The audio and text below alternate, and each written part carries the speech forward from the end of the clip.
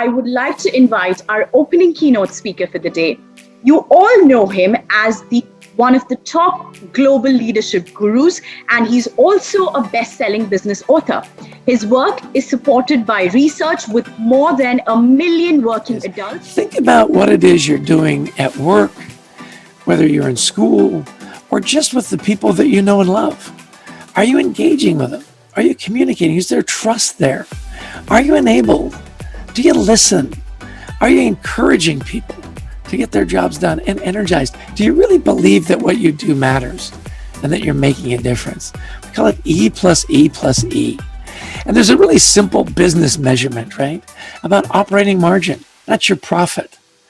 You know, low engagement companies, it's about 10%, 9.9.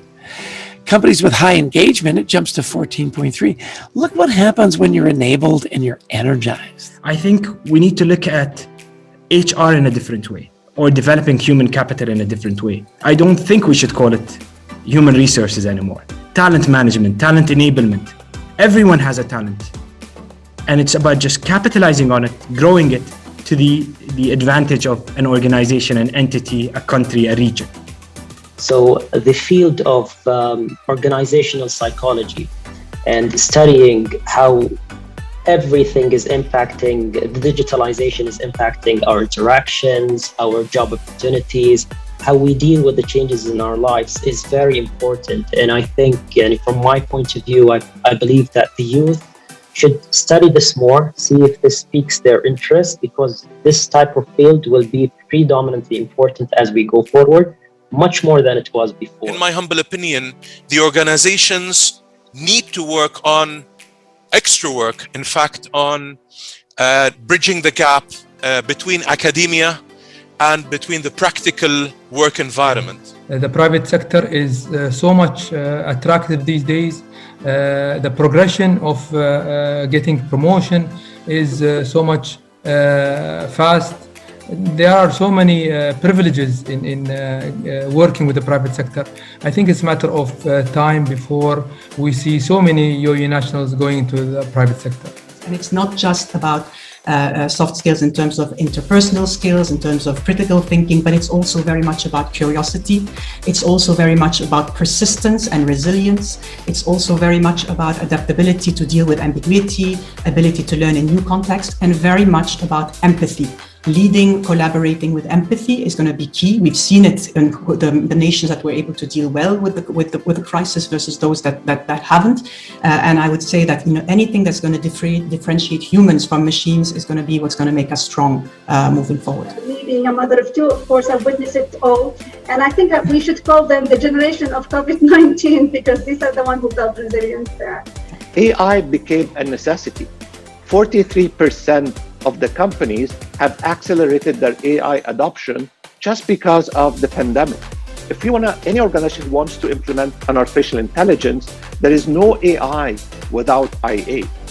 There is no AI without artificial intelligence, without information architecture. We will be talking about wisdom, agility, flexibility, young and experienced people together, coming together. We would like to see how we can not only bridge the gap, but also build a better communication for the best of our corporates and organizations. But one key factor that would definitely add value to both generations, or all generations coming together, leadership styles coming together, is emotional intelligence.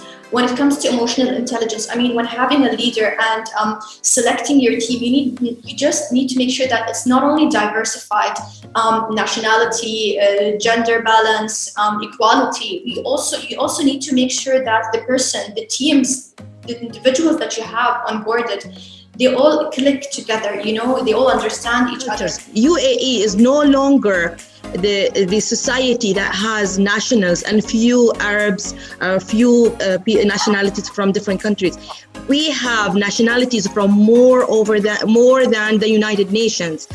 How this diversity is taken care of within the organization. This is a very important point also for leaders to tackle and focus on these days, and how to allow this communication between the diverse groups within the organization. Today, when we take a closer look at the youth, They are asked to step up in all walks of their lives. The shapes and forms of being a leader in the sense of stepping up takes form in all walks of their life, since the moment they leave their house until the end of the day where they walk back into their house. Today, leaders are formed on a daily basis, whether it's through their communities, in schools, after school activities, up to the position of jobs.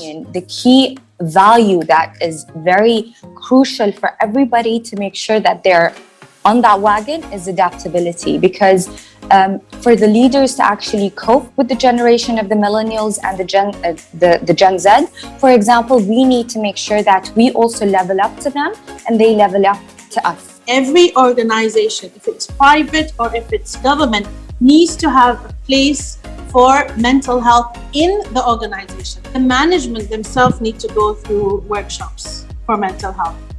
Not workshops, the dry ones, the team building, no. But how are you fixing something, from the bottom up?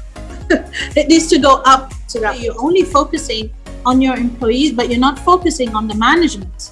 So let's say I tell the management what to do now, and the management goes and tells the employees, but what about them? If they don't believe in it, if they don't think it's important for their own self, how are they going to see it important for others?